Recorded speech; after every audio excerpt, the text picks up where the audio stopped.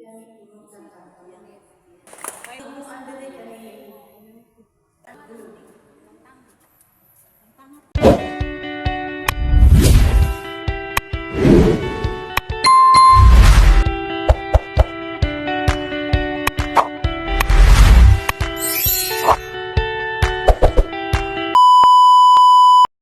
few moments later.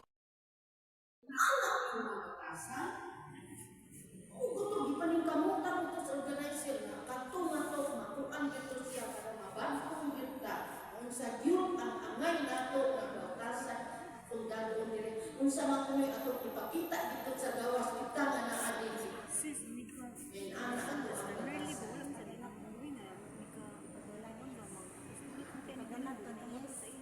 Padala ko sila.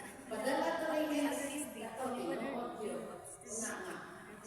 Kuan kayo ba? Kuan kayo ba? Kung ana sila. Kita nga naa dinhi sa sikatan. Kita yun na to. Nga katong church pa sa kumula. Kita. Word ko. Sige kita sa ito ko din. Sige kita ko. Ano niya? Karon ang atong batasan wala mo feedback. No? So, nalagyan na nato. Kaya di mo kita kapuan sa tao. No? Pero, nang yan ang ata dito. Kaya mo ang dali kani. Tagaan mo. Kung sa kwan ba, one chance. No? Kaya ako, sa ako pagka-ako, dako ipugsa sa akong bana. Kaya, hindi lagi pang kalibutan ko sa ulit pa ko ato ismatic.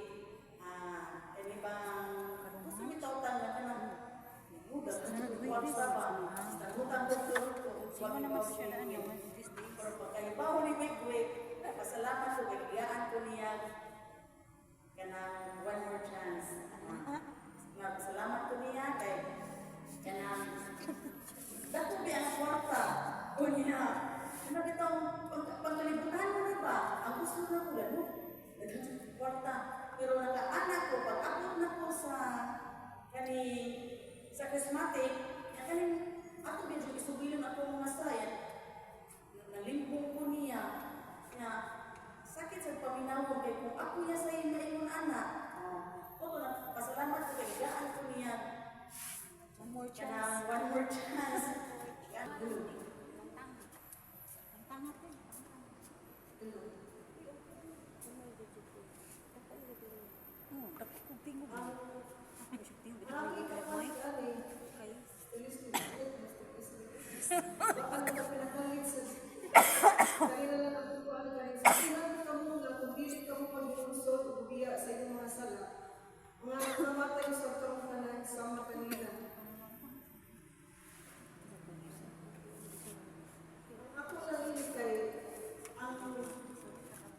God's purifying love mo here okay makabungkog yung tanan kay nabigyan na sa Biblia na be perfect for your Father in heaven is perfect, be holy for your Father in heaven is holy. So, una na, kung sa ato na pagkatawhan ng bigyan ng pagkuhan, magisod din na siya kay Ipatagino, pero kuhan niya, naman sa ginas pagkabalikamot mo kay kuhan man, naman yun, ang 10 commandments, summarize man sila ito to, love God and love your people.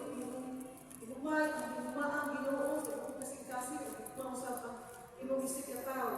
So kani sila mga makulit dito sila ni mo man dito sila gid ang kay ang buka mo gid siya makatulog sa tanang mga negatibong anas sa kasing-kasing kay kung natay gusto makuha kita siya kanang kung natay kuma sa Ginoo uhat kita panahon niya atong commitment kinahanglan na kita commitment sa atong mga obligasyon manining GPN